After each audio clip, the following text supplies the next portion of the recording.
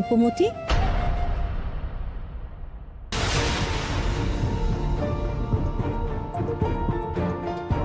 ছোট মা, তুমি? দাসীরা কোথায়? আমার মেয়ে রাত উপোস দিয়েছে জেনেও আমি দাসীদের হাতে তোর খাবার পাঠাবো? আমার খেতে ভাল লাগছিল না ছোট মা।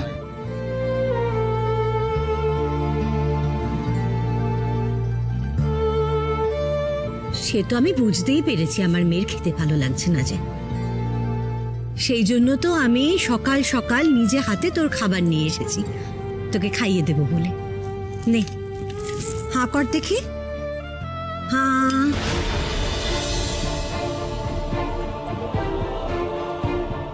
না গো ছোট মা, আমার ভাল লাগছে না, আমার কিছু খেতে ভাল লাগছে না। আচ্ছা রূপমতি, তা বললে হয় বলতো? দেখ, তুই যদি না খাস তাহলে তোর শরীর খারাপ করবে, আর শরীর খারাপ করলে তুই লড়াই করবি কি করে আমায় বলতো? আমার গলা দিয়ে খাবার নামবে না ছোট মা, আমার কিছু ভাল লাগছে না।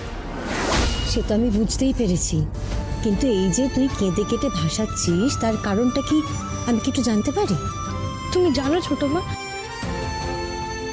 ওইটুখানি বাচ্চা কি সুন্দর উঠোনে বসেছিল, তখনও পর্যন্ত জানতোই না যে তার মাথার ওপর দিয়ে বাবার হাতটা উঠে গেছে।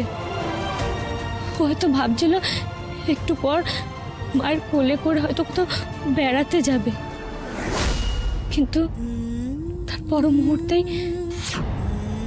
তার মাও তাকে একেবারে অনাথ করে দিয়ে চলে গেল।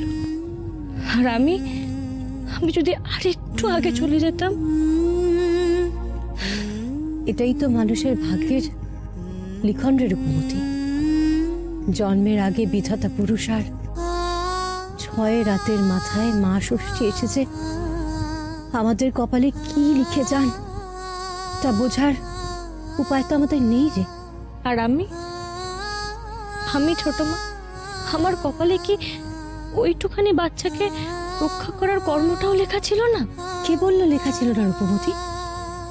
তুই তো তোর কর্ম করেছিস, নিজের প্রাণের ঝুঁকি নিয়ে তুই রাজকুমারীর কর্তব্য পালন করেছিস, তাও কিনা সেই মানুষটার পরিবারকে বাঁচানোর জন্য যে আগের রাতে তোর বাবার প্রাণ নিতে চেয়েছিল।